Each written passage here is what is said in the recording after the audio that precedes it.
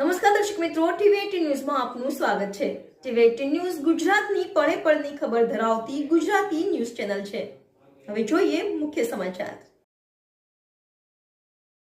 ભાજપના નેતાઓની બુદ્ધિનું પ્રદર્શન સામે આવ્યું। અવારનવાર મોટા બની બેઠેલા નેતાઓ તરફથી વટાતો ભાંગરો। ફક્ત કેસરીઓ ધારણ કરી બની બેઠેલા નેતાઓને પણ ખબર નથી, મહાવીર જયંતિના પોસ્ટરમાં ભગવાન બુદ્ધના ફોટાઓ મૂકી દીધા। અભણ નેતાઓને ખબર નથી કે મહાવીર સ્વામી કોણ અને ભગવાન બુદ્ધ કોણ છે। સોશિયલ મીડિયામાં મૂકેલ પોસ્ટ દ્વારા સાફ જણાઈ આવ્યું, શિક્ષણ મંત્રી જ આ વાત જાણતા નથી તો બીજાનું તો શું કહેવું। ભાજપના મોટા નેતાઓની સોશિયલ મીડિયામાં મૂકેલી પોસ્ટ વાયરલ થયેલી સામે આવી। શિક્ષણ જગતને સંભાળતા નેતા સહિત ઘણા અભણ નેતાઓ પણ આવી પોસ્ટમાં સામેલ થયા।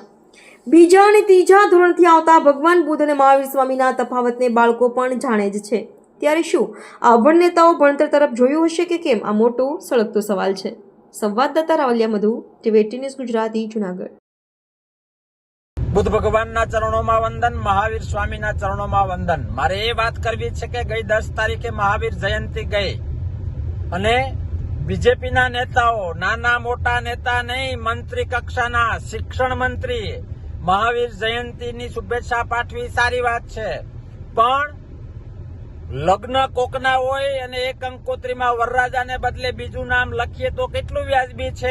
મારે એ સ્પષ્ટતા કરવી છે કે બીજેપીના નેતાઓએ જે મહાવીર જયંતિની શુભેચ્છા પાઠવી એમાં ફોટો બુદ્ધ ભગવાનનો મૂક્યો। શું તમને એ ખબર નથી કે મહાવીર સ્વામી કોણ છે અને બુદ્ધ ભગવાન કોણ છે? આ યોગ્ય છે? આ ક્યાંક ને ક્યાંક મહાવીર સ્વામીનું પણ અપમાન છે અને બુદ્ધ ભગવાનનું પણ અપમાન છે। મારે એ કહેવું છે કે કઈ સ્કૂલમાં તમે ભણ્યા, કયા શિક્ષણ ક્ષેત્રમાં, કયા ક્લાસમાં, તમારા કયા ટીચરે, કઈ બુકમાં તમને મહાવીર સ્વામી અને બુદ્ધ વચ્ચેનો તફાવત આ રીતે ભણાવ્યો છે? ગુજરાતની જવાબદારી તમારી પાસે છે।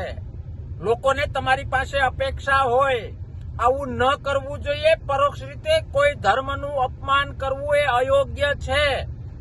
મને એ વાત કહેતા ખૂબ દુઃખ થાય છે કે મંત્રી કક્ષાએ બુદ્ધ ભગવાન કોણ છે, બુદ્ધ ભગવાનનો ચહેરો શું છે, મહાવીર સ્વામીનો ચહેરો શું છે એ પણ ન ખબર હોય તો પેલું એ પ્રાથમિક જાણવાનો પ્રયત્ન કરાય, પછી ધર્મની વાતો કરાય, પછી લોકોની આંખમાં ધૂળ નાખવાના પ્રયત્ન કરાય।